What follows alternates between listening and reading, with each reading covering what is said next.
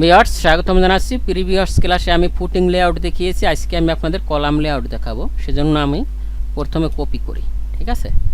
Copy করে আমি এটাকে নিয়ে আসবো, নিয়ে এসে আমি নর্থ সাইন সহ এটাকে নিয়ে আসবো, নিয়ে এসে আমি এখানে ফুটিং লেআউট লিখে দিব, ঠিক আছে। এখানে আমি কন্ট্রোল বি দেবো, কন্ট্রোল বি দিয়ে এখানে অলরেডি নর্থ সাইড আছে আমার, নর্থ সাইড না সাইন, আমি এখানে লিখবো ফুটিং লেআউট প্ল্যান, ঠিক আছে। আমি এখানে লিখবো footing layout plan, footing layout plan আমি এটাকে দিব এবং আমার স্কেল এটা 1:100, ঠিক আছে। এই স্কেল কীভাবে ক্রিয়েট করতে হয় আমি আপনাদের সব দেখিয়েছি, আপনারা প্রিভিয়াস ভিডিওগুলো আর্কিটেকচার থেকে শুরু করবেন, ঠিক আছে। কন্ট্রোল সি, আমি এখানে কন্ট্রোল বি দেব, এই যে আমার আছে এখানেও কন্ট্রোল বি দিয়ে আমি একটা কেটে দিচ্ছি, ঠিক আছে। আমি এটাকে একটু মুভ করে নিব, মুভ করে নিয়ে এটাকে লিখবো আমি কলাম লেআউট প্ল্যান,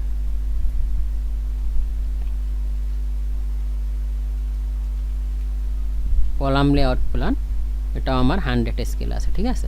তা কলামে তো আমার ফুটিং আসবে না নর্মালি, আমি এটাকে ডিলিট দিচ্ছি, এটাকে ডিলিট দিচ্ছি, এটাকে ডিলিট দিচ্ছি, ঠিক আছে। ওকে, আমি এগুলি সব ডিলিট দিয়ে দিব।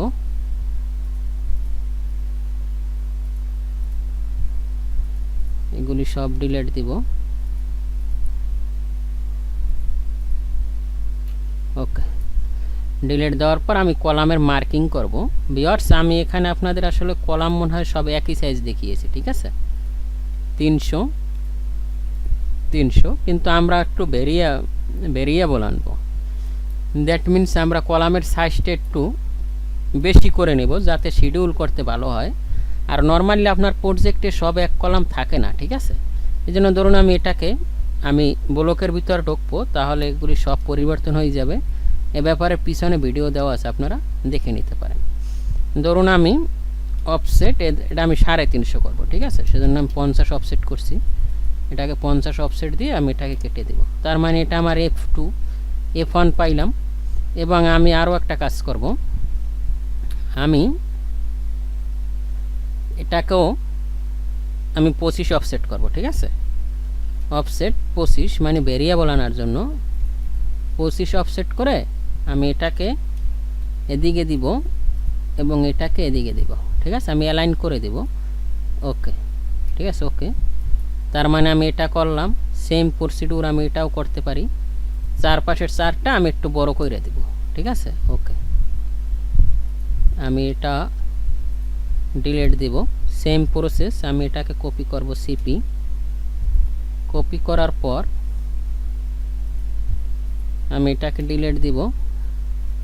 সেম প্রসিডিউর আমি এটাকে কপি করব সিপি, কপি করার পর আমি এটাকে এখানে দিয়ে দেব, ঠিক আছে।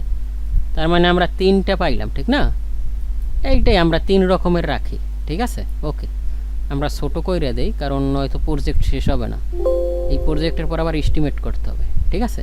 তার মানে এইটা আমার হলো 1, এটা 2 আর বাকিগুলো 3। এখন আমরা কলামের মার্কিং দেব, ঠিক আছে। আমি এটা C1 আমার, তারপরে এটা হবে C2, আমি এটাকে C2 করে দিব, C2।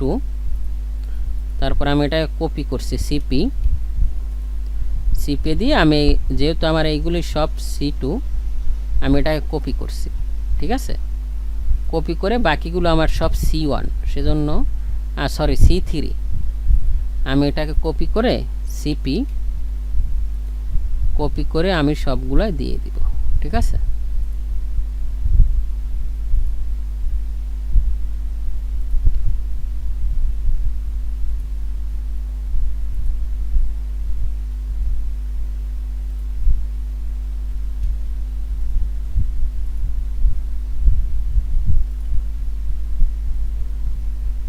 আমি এটাকে একটু এদিকে দিতে পারি, যেহেতু আমার এটাকে আমি এদিকে দিব। ওকে, আমার কলাম মার্কিং করা শেষ।